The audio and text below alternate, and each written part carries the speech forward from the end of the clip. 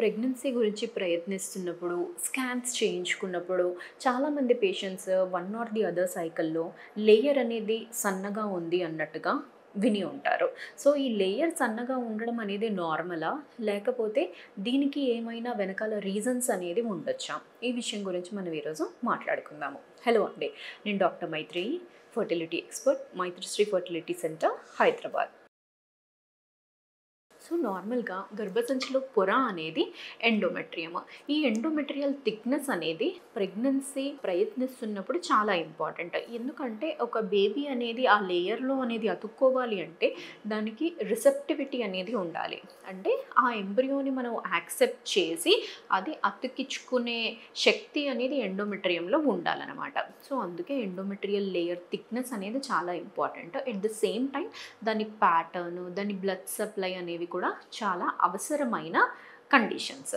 So ఈ endometrium అనేది యూజువల్‌గా ఎంత ఉండాలి? దీన్ని మనం చూస్తే అట్‌లీస్ట్ ఒక 7 నుంచి 10 వరకైనా కానీ ఉండాలి.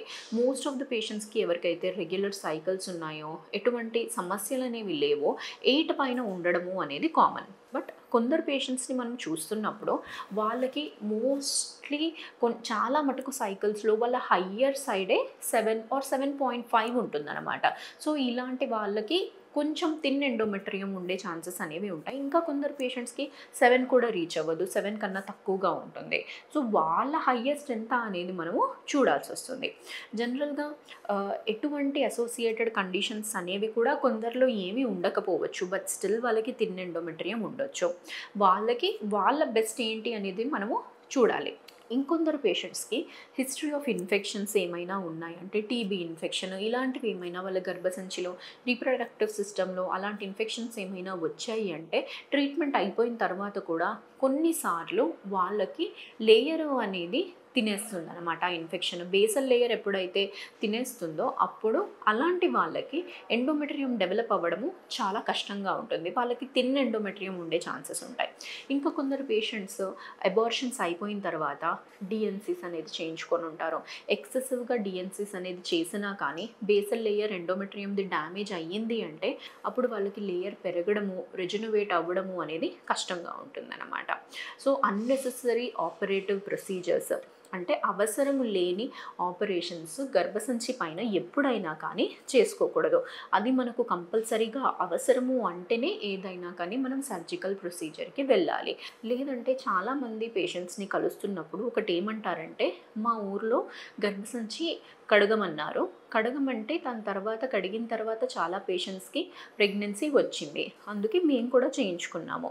ఇలాంటి హిస్టరీ అనేది చెప్తుంటారనమాట. అంటే వాళ్ళు వినింది ఏంటి అంటే ఇలా డిఎన్సీలన్నా కానీ ఏదో గర్భసంచిలో చేయించుకున్నప్పుడు గర్భసంచి క్లీన్ చేయించుకున్నప్పుడు మీకు ప్రెగ్నెన్సీ వచ్చేస్తుంది అన్న మిస్కన్సెప్షన్ అనేది చాలామందికి ఉంటుంది. సో అవసరం లేని వాళ్ళకి ఉట్టి డిఎన్సీ అనేది చేసినా కానీ దాంతోని ఏమీ ఉపయోగం ఉండదు. అలాంటి అవసరం లేని ప్రొసీజర్స్ అనేది మనం వెళ్తే ఫ్యూచర్లో గర్భసంచిలో లేయర్ అనేది పెరగట్లేదంటే ప్రెగ్నెన్సీకి కూడా ప్రాబ్లమ్స్ అనేవి అవుతాయి. సో అందుకు ఎప్పుడైనా కానీ అవసరం లేని ప్రొసీజర్స్ చేయించుకోకూడదు. సో ఇన్ఫెక్షన్స్ ఏమైనా అయ్యాయి అంటే డాక్టర్ని ఇమీడియట్గా కన్సల్ట్ అయ్యి దానికి ఫస్ట్ ఒకవేళ టీబీ అంటే టీబీ రిలేటెడ్ మెడిసిన్స్ అనేది వాడాలి. ఆ కోర్స్ అనేది అంతా కంప్లీట్ చేయాలి. నెక్స్ట్ లేయర్ అనేది ఎలా పెరుగుతుంది అనేది మానిటర్ అనేది చేసుకోవాలి. ఇంకొందరిలో ఎవరికైతే అండాశయంలో ఎగ్ నెంబర్ అనేది ఎక్కువగా ఉండదో వాళ్ళకు కూడా యూట్రస్ సైజ్ అనేది చిన్నగా ఉండే అవకాశం ఉంటుంది. అట్ ద సేమ్ టైం వాళ్ళల్లో కూడా మందులు అనేది వాడితేనే లేయర్ అనేది పెరుగుతుంది. సో ఇలాంటి వేరియస్ కండిషన్స్లో మనము ఎండోమెట్రియం అనేది ఎఫెక్ట్ అయ్యే ఛాన్స్ అనేది చూస్తుంటాము. బట్ ఈ ఎండోమెట్రియం మోస్ట్ ఆఫ్ ద కండిషన్స్లో మనం ప్రయత్నించినప్పుడు చాలా కాలానికైనా కానీ పెరుగుతుంది. మంచిగా పెరిగినప్పుడే ప్రొసీజర్స్ అనేది చేయించుకుంటే సక్సెస్ అనేది కూడా బెటర్గా ఉంటుందండి. అండ్ కొన్ని వర్స్ట్ కండిషన్స్లో ఎప్పుడైతే ఎంత ప్రయత్నించినా కానీ ఎండోమెట్రియం అనేది అసలు గ్రోత్ అవ్వట్లేదు. ఫర్ ఎగ్జాంపుల్ ఇలా హిస్టరీ ఆఫ్ డిఎన్సీ అన్నా ఏమైనా టీబీ ఇన్ఫెక్షన్ అయినా కానీ వాళ్ళకి ఉన్నప్పుడు లేయర్ అస్సలు పెరగడం లేదు అంటే వాళ్ళు లాస్ట్ రిసార్ట్గా సరోగసీకి వెళ్ళాల్సిన అవసరము అనేది ఉంటుందండి. బట్ అలాంటి కేసెస్ అనేవి చాలా తక్కువగానే ఉంటాయి. మోస్ట్ ఆఫ్ ద కండిషన్స్లో మనకి ఏదో ఒక రకమైన అడ్జువెంట్స్ అన్న పెట్టినప్పుడు మెడిసిన్స్ పెట్టినప్పుడు వచ్చే అవకాశము అనేది ఉంటుందండి. Thank you.